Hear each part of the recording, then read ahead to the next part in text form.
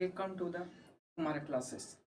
तो अभी का मेरा क्वेश्चन है ना, वो क्या है, what is micro injection.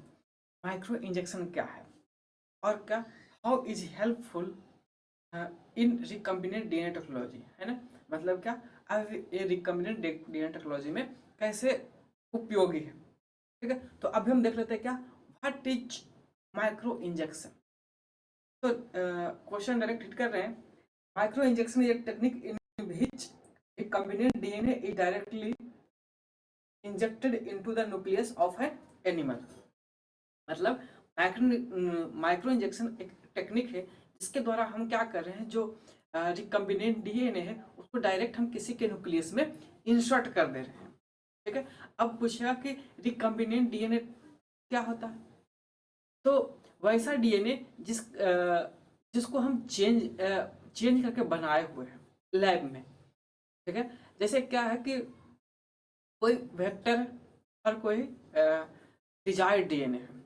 Desired DNA से क्या कर रहे हैं, जिसकी हम डिजायर्ड डीएनए मतलब क्या, जिस डीएनए का हमें आवश्यकता है वैसा डीएनए, उसको हम क्या करेंगे, इंडोन्यूक्लिएज इंजाइम आता है जिसको कहते हैं रिस्ट्रिक्शन इंडोन्यूक्लिएज, उसके माध्यम से हम उस डीएनए को कट कर लेंगे, है ना। और फिर क्या, उसी इंजाइम की मदद से हमको वेक्टर को भी कट कर देना है। ठीक है, अब क्या करेंगे, जो डिजायर्ड डीएनए है उसको लाकर हम इसमें ऐड कर देंगे जो वेक्टर है, जिसे हम प्लाज्मिड सेल्स भी कहते हैं। ठीक है, उसमें हम क्या करेंगे, रिकम्बिनेशन कर देंगे। रिकम्बिनेशन कर देंगे तो उसे कहते हैं हम क्या, रिकम्बिनेंट डीएनए, जिसे हम क्या कर रहे हैं, अपने हिसाब से चेंज कर दे रहे हैं, है ना। अब उसी डीएनए को हमको किसी न्यूक्लियस में डायरेक्टली इंजेक्ट करने की टेक्नोलॉजी को भी कहते हैं micro injection. In this, through a glass micropeptide for again, DNA is delivered directly into the living cell oocyte embryo of the animal, है ना।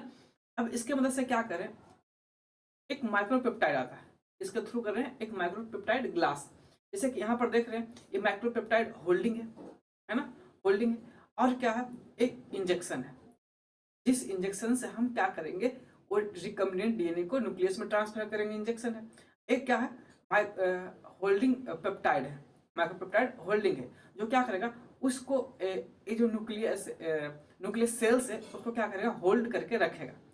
ठीक है, अब ये हो गया होस्ट सेल, है ना। एक होता है डिजायर्ड डीएनए, जिसे हम लाना चाह रहे हैं, जिसका प्रॉपर्टी हम शो करवाना चाह रहे हैं। एक होता है वेक्टर, जिसमें हम उस डिजायर्ड डीएनए को डाल दे रहे हैं।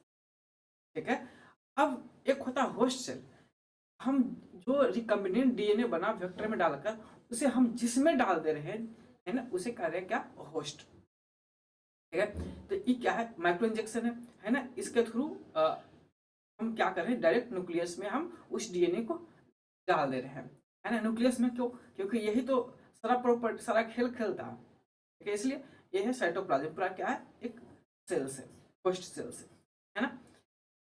तो ये है माइक्रो इंजेक्शन। आगे, अब है the process is delivering the foreign DNA is done under the powerful microscope.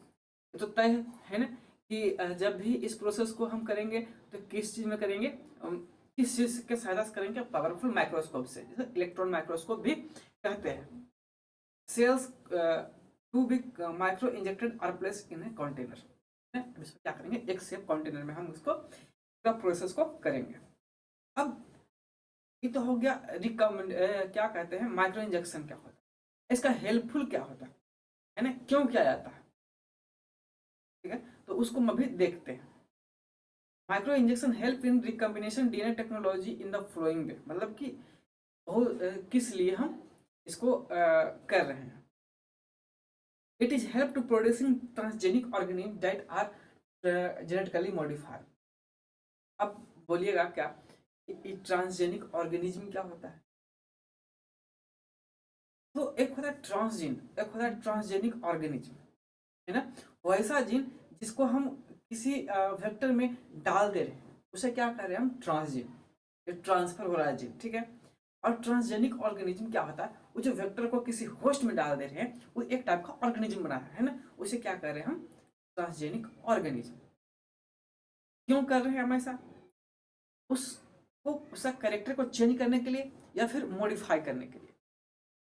जैसे अच्छा यील्डिंग के लिए, जैसे क्रॉप्स में देख लीजिए, है ना, क्या हो रहा है, किसी से कम उपज हो रहा है ना, उसको बढ़ाने के लिए या फिर कोई मिनरल्स वगैरह ऐड करने के लिए, है ना, इसका उपयोग कर रहे हैं।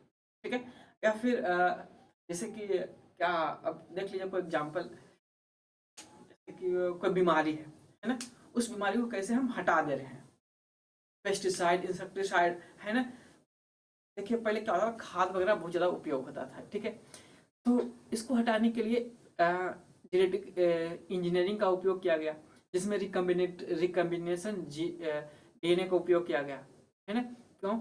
अगर पहले अगर पेस्टिसाइड इंसेक्टिसाइड छिड़कते थे तो अच्छा वाला जो माइक्रो ऑर्गेनिज्म है ना, जो कि प्लांट के लिए लाभदायक है, उसको भी हम मार दे रहे थे बाय डिफॉल्ट, है ना। उसी डिफॉल्ट को खत्म करने के लिए हमने रिकम्बिनेंट डीएनए टेक्नोलॉजी का उपयोग किया, जिसके थ्रू क्या हुआ कि वही ऑर्गेनिज्म को हम मार दे रहे हैं जो प्लांट के लिए बहुत ज़्यादा हानिकारक है। ठीक है, इसे कहते हैं मॉडिफाई, जेनेटिकली मॉडिफाई ऑर्गेनिज्म, है ना, ताकि अच्छा से पैदावार दे सके। They help in introducing better quality breeds in the inferior quality breeds of the plants, in turn better outcome, है ना। क्या बोल रहा है, जो पहले वैसा फसल जो पैदावार कम दे रहा था, है ना, हम उसे वही कॉस्ट पर अच्छा उग जा रहे हैं, अब उग जाएंगे। ठीक है, जैसे क्या हो रहा था कि पहले हमने कोई फसल लिया, है ना, उसको ग्रो किया, बट क्या हो रहा था, वो अपना यील्डिंग कम दे रहा था, यील्डिंग दे भी रहा था, वो सब क्वालिटी का नहीं दे रहा था जो हमें चाहिए। तो उस क्वालिटी को लाने के लिए हम क्या कर रहे हैं, माइक्रो इंजेक्शन के थ्रू रिकम्बिनेंट डीएनए का उपयोग कर रहे हैं।